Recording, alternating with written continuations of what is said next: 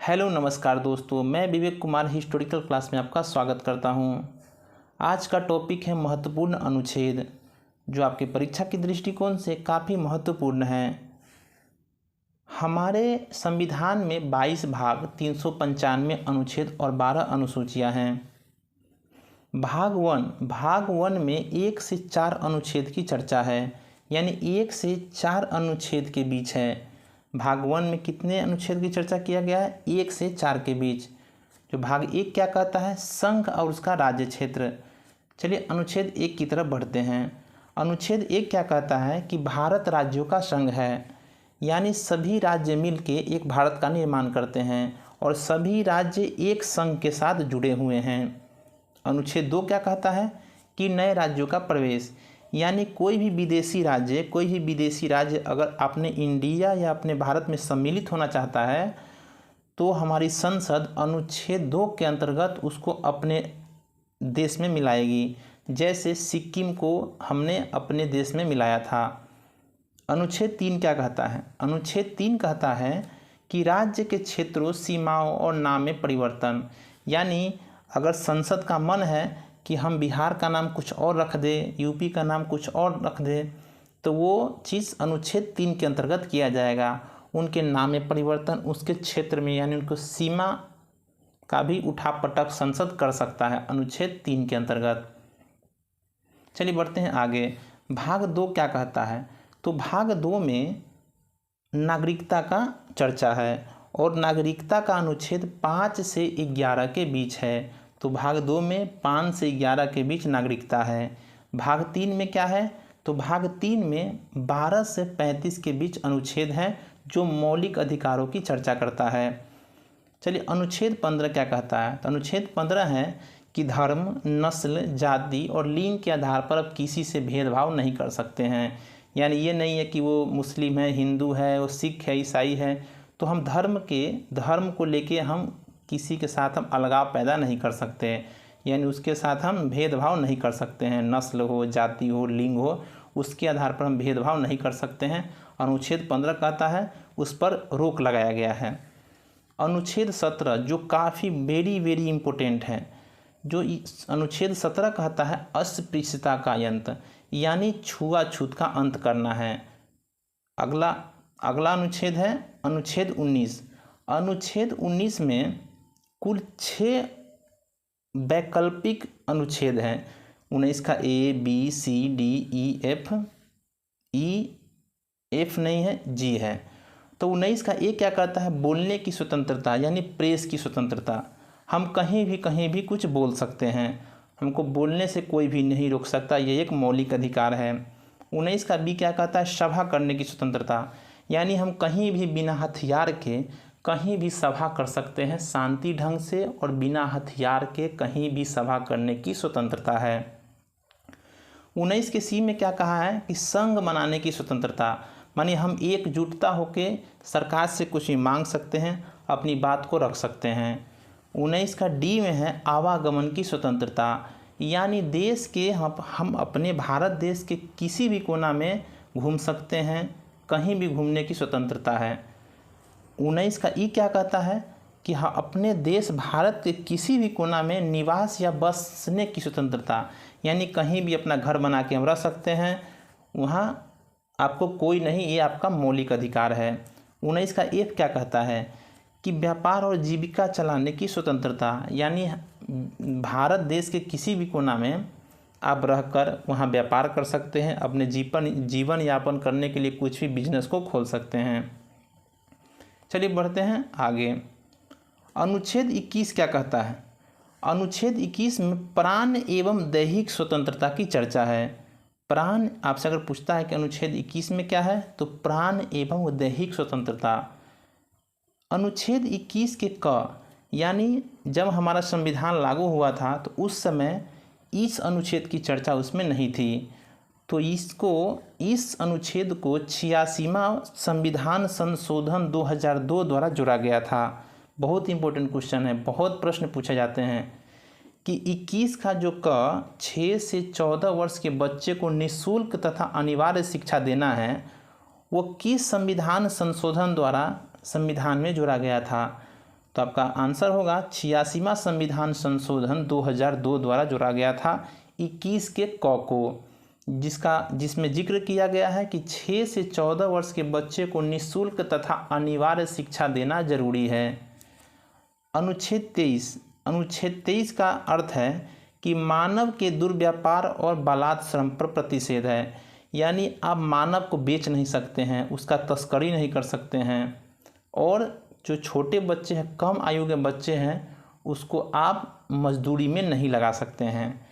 चलिए अनुच्छेद 25 क्या कहता है? किसी भी धर्म को मानने और प्रचार करने की स्वतंत्रता, यानी हमारा संविधान पंथ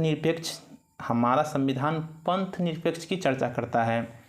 पंथ निरपेक्ष का मतलब होता है कि अपने देश का या अपने देश का कोई भी धर्म नहीं है, आप किसी भी धर्म को मान सकते हैं, उसकी पूजा कर सकते हैं, प्रचार प्रसार कर सकते हैं, कुछ भी कर सकते हैं, इसमें कोई किसी का हस्तक्षेप नहीं करेगा। अनुच्छेद 25 यही कहता है। अल्पसंख्यकों के हितों का संरक्षण, माने उसके जो हित है, जो चर्चा किया गया है, उसको संरक्षण देना है। अल्पसंख्यक जितने भी समुदाय के लोग हैं उसको संरक्षण देना है। चलिए अनुच्छेद 32 बहुत इंपॉर्टेंट सवाल है। अनुच्छेद 32 को संवैधानिक उपचारों का अधिकार है, यानी आपका मौलिक अधिकार अगर हनन हो रहा है तो इस संवैधानिक उपचारों के अधिकार के अंतर्गत ही आप मौलिक अधिकारों को प्राप्त कर सकते हैं। चलिए बढ़ते हैं आगे। अनुच्छेद 40 क्या कहता है? तो अनुच्छेद 40 में जिक्र किया गया है ग्राम पंचायतों का संगठन, यानी ग्राम पंचायतों का एक संगठन बनाना है अनुच्छेद 40 में।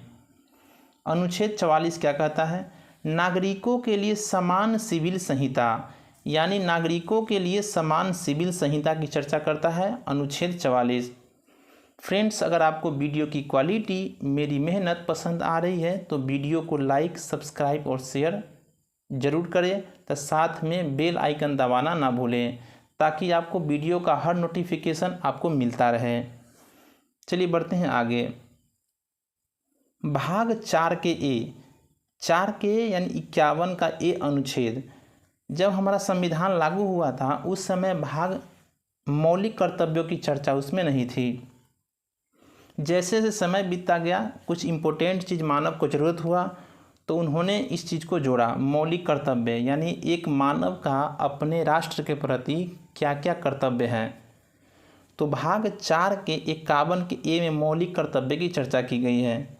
बहुत इम्पोर्टेंट प्रश्न है कि सरदार स्वर्ण सिंह समिति की सिफारिश पर वर्ष 1976 में 42वां संविधान संशोधन द्वारा मौलिक कर्तव्य को जोड़ा गया था।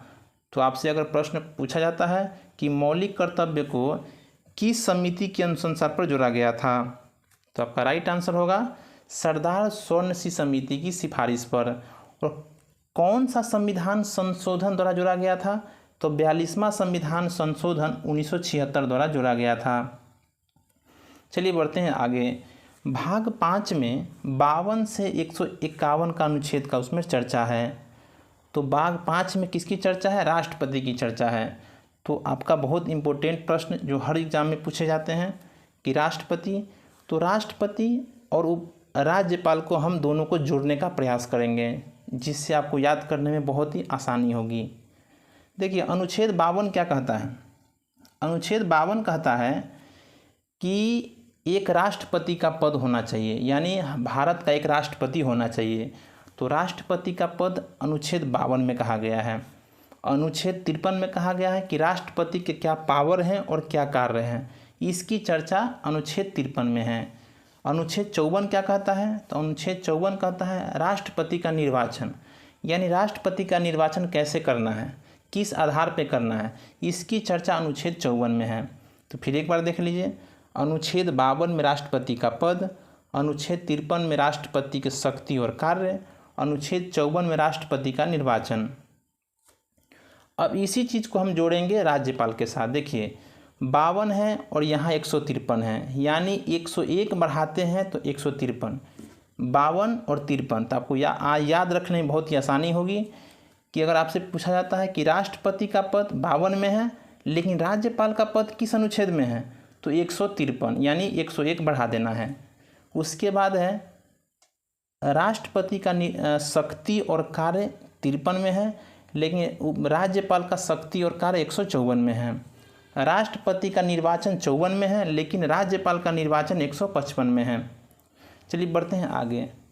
अनुच्छेद 61 क्या कहता है? अनुच्छेद 61 कहता है कि राष्ट्रपति पर महाभियोग, अगर राष्ट्रपति कुछ राष्ट्र के हित में न काम करके कुछ गलत हित में काम करता है तो उस पर संसद उस पर क्या कर सकती है, मैंने लोकसभा या राज्यसभा उस पर अंकुश लगा सकती है और उस पर महाभियोग चला सकती है। लेकिन महाभियोग लगाने से पहले 14 दिन पहले राष्ट्रपति को सूचना देना पड़ता है। अनुच्छेद 72 क्या कहता है? अनुच्छेद 72 कहता है क्षमादान, यानी राष्ट्रपति को कुछ ऐसे पावर हैं, जैसे किसी का वो सज़ा माफ़ कर सकते हैं या किसी का वो क्या कहते हैं उसको फांसी की सज़ा को माफ़ कर सकते हैं। उनके जो भी पनिशमेंट मिला हुआ उनकी टाइम ड्यूरेशन को कम कर सकते हैं। चलिए अनुच्छेद 123 क्या कहता है? अनुच्छेद 123 कहता है कि अध्यादेश। अध्यादेश का मतलब क्या है? अध्यादेश का मतलब है कि जैसे लोकसभा और राज्यसभा सदन में न हो, उसकी बैठक नहीं हो रही हो, और गवर्नमेंट या हमारे भारत में कुछ ऐसे सिस्टम ऐसा कोई परिस्थिति आ गया है तो राष्ट्रपति को ये पावर दिया गया है 123 अनुच्छेद के अंतर्गत कि वो अपने से कोई कानून बना सकता है और कानून को पूरा देश में लागू कर सकता है। तो यही है अनुच्छेद 123 अध्यादेश। अनुच्छेद 143 क्या कहता है? सुप्रीम कोर्ट से सलाह, यानी राष्ट्रपति सुप्रीम कोर्ट के मुख्य न्यायाधीश से सलाह लेने जाते हैं कि कुछ ऐसे प्रश्न उनसे पूछे जाते हैं या विचार विमर्श किए जाते हैं, तो वो सलाह लेते हैं राष्ट्रपति सर्वोच्च न्यायालय के मुख्य न्यायाधीश से। लेकिन जो सलाह लेते हैं तो मानने के लिए बाध्य नहीं, यानी उनका मन होगा, राष्ट्रपति का मन होगा कि मानेंगे या नहीं मन होगा तो नहीं मानेंगे। ये नहीं है कि हम पूछ लिए तो मानना ही है, नहीं, वो बाध्य नहीं है। चलिए बढ़ते हैं आगे। उसके बाद है उपराष्ट्रपति। उपराष्ट्रपति का अनुच्छेद 63 में है, यानी 63 में उपराष्ट्रपति की चर्चा है। तो उपराष्ट्रपति के पद की चर्चा का किस में है? 63 में। उसके बाद अनुच्छेद 64 में राज्यसभा के सभापति के रूप में काम करेगा। यानी एक बात समझ लीजिए, उपराष्ट्रपति का वेतन कभी भी उपराष्ट्रपति पोस्ट के लिए नहीं मिलता है। उपराष्ट्रपति का वेतन या उनका कार्य राज्यसभा का सभापति के रूप में मिलता है। तो याद कीजिएगा, आपसे प्रश्न पूछा जाएगा कि उपराष्ट्रपति का वेतन किसके लिए मिलता है? तो राज्यसभा के सभापति के रूप में कार्य करने के लिए। चलिए बढ़ते हैं आगे। प्रधानमंत्री के अनुच्छेद कुछ देख लेते हैं। तो अनुच्छेद 74 में कहा गया है कि राष्ट्रपति की सहायता करने के लिए एक मंत्रिमंडल होगी। तो 74 में क्या कहा गया कि राष्ट्रपति की सहायता करने के लिए एक मंत्रिमंडल की व्यवस्था की गई है। अनुच्छेद 75 कहता है कि जिसका प्रधान प्रधानमंत्री होगा, यानी राष्ट्रपति की सहायता करने के लिए एक मंत्रिमंडल की व्यवस्था की गई है जिसका प्रधान प्रधानमंत्री होगा। तो 74 में मंत्रिमंडल की चर्चा है, 75 में प्रधानमंत्री की चर्चा है। अनुच्छेद 76 क्या कहता है? महान्यायवादी, माने भारत का सबसे बड़ा विधि निर्माता या इससे बड़ा कोई ज्ञाता नहीं। तो 76 अनुच्छेद कहता है कि 76 में महान्यायवादी की चर्चा है। अनुच्छेद 79 क्या कहता है? तो 79 में संसद, 80 में राज्यसभा और 81 में लोकसभा। तो 79 में इसको याद करना बहुत ही सरल है। देखिए याद कर लीजिए, 79, 80, 81, यानी एक ट्रिक है सरल, सरल, यानी स से संसद हो गया, र से राज्यसभा हो गया और ल से लोकसभा हो गया। तो 79, 80, 81 संसद, राज्यसभा और लोकसभा। जिस तरह हमने राष्ट्रपति और राज्यपाल को याद किया था, वैसे ही हम सब कंबाइंड करके प्रधानमंत्री और मुख्यमंत्री को याद करेंगे। अनुच्छेद 74 में मंत्रिमंडल है और अनुच्छेद 163 में मुख्यमंत्री का मंत्रिमंडल है। अनुच्छेद 75 में प्रधानमंत्री है, अनुच्छेद 164 में मुख्यमंत्री है। उसके बाद जिस तरह हमारे भारत में केंद्र में महान्यायवादी होता है विधि निर्माता, वैसे ही राज्य में महाधिवक्ता होता है। तो महाधिवक्ता के अनुच्छेद 165 में है और अनुच्छेद 76 में महान्यायवादी है। उसके बाद क्या है, जैसे 79 में संसद है वैसे ही स्टेट में विधानमंडल होता है। तो अनुच्छेद 167 में विधानमंडल की चर्चा है, अनुच्छेद 170 में विधानसभा की चर्चा है, अनुच्छेद 175 में विधान परिषद की चर्चा है। चलिए बढ़ते हैं आगे। अनुच्छेद 100 क्या कहता है? निर्णायक मत, यानी जैसे लोकसभा और राज्यसभा एक जगह बैठे हुए हैं, अगर मतदान में मतदानों की संख्या बराबर हो जाती है तो उस सिचुएशन में लोकसभा अध्यक्ष एक निर्णायक मत का काम करते हैं, जैसे एक निर्णायक मत उस समय दे सकते हैं। तो अनुच्छेद 100 में निर्णायक मत की चर्चा की गई है। अनुच्छेद 108 क्या कहता है? संयुक्त अधिवेशन।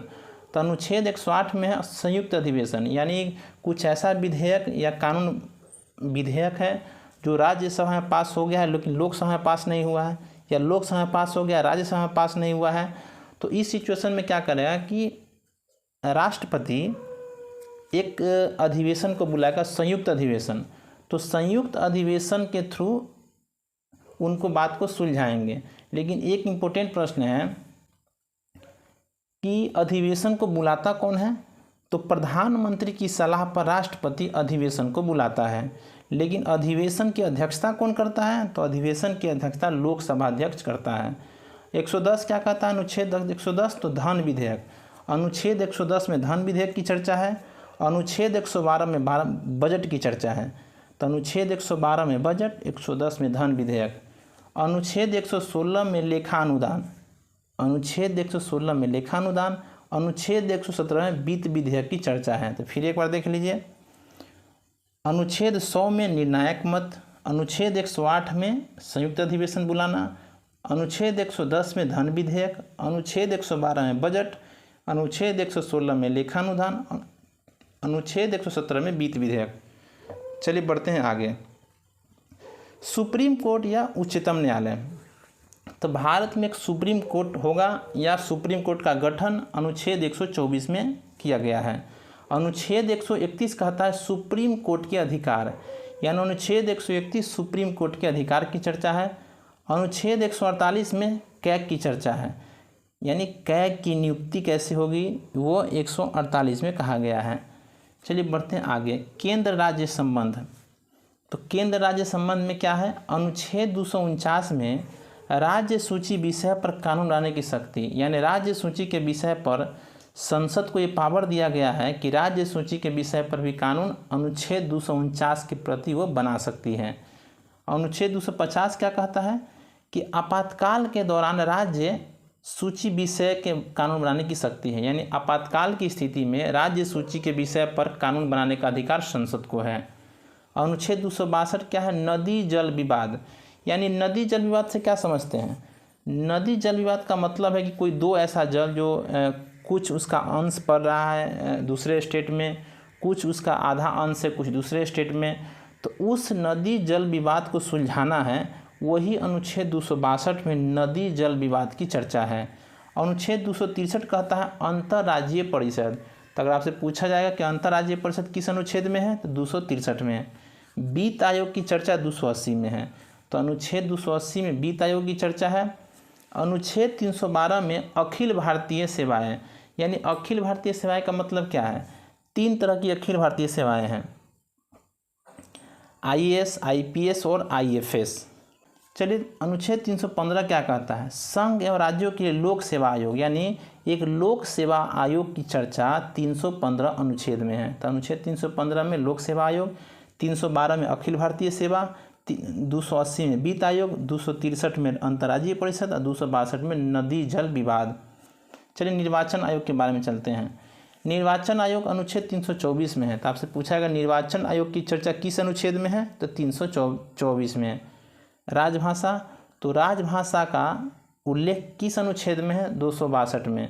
उसमें कहा गया कि हिंदी, राजभाषा हिंदी और लिपि इसकी देवनागरी है।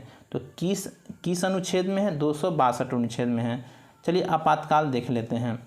आपातकाल क्या कहता है कि हमारे भारत देश में 3 प्रकार के आपातकाल लगाया जाता है, एक राष्ट्रीय आपात, एक राष्ट्रपति शासन, एक वित्तीय आपात। तो राष्ट्रीय आपात 352 अनुच्छेद में, 356 में राष्ट्रपति शासन और 360 में वित्तीय आपात। एक बार और देख लीजिए, 3 आपातकाल वेरी वेरी इंपॉर्टेंट, बहुत ही इंपॉर्टेंट है। तो अनुच्छेद 352 में राष्ट्रीय आपात, 356 में राष्ट्रपति शासन और 360 में वित्तीय आपात। लास्ट है संविधान संशोधन। तो संविधान संशोधन 368 अनुच्छेद में है। तो अगर आपसे पूछा जाता है कि संविधान संशोधन किस अनुच्छेद में है, तो 368 अनुच्छेद में है। अगर ये वीडियो आपको अच्छा लगा हो तो लाइक, सब्सक्राइब और शेयर ज़रूर करें। जब तक के लिए जय हिंद।